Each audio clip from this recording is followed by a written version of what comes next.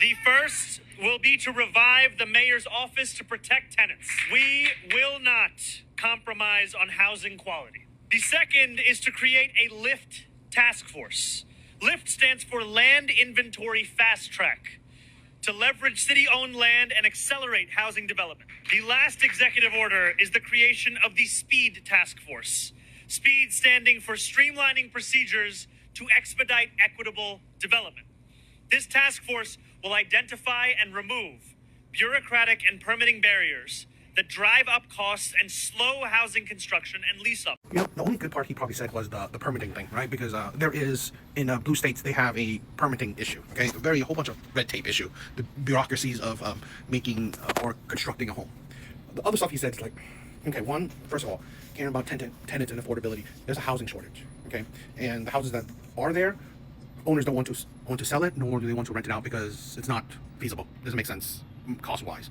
So really, you care about the tenant when you don't care about the owners shows you that you're not going to get the problem finished. Now, maybe the last part could help new owners, but it doesn't sound like nothing he's helping with existing owners.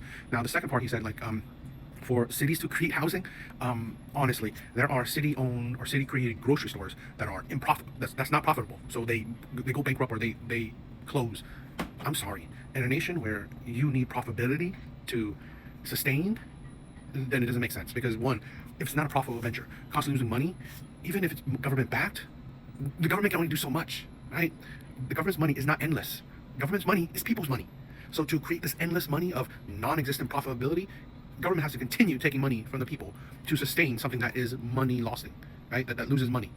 So really, it's like, okay, you want people to afford groceries, but you are taxing them more or taking more from them.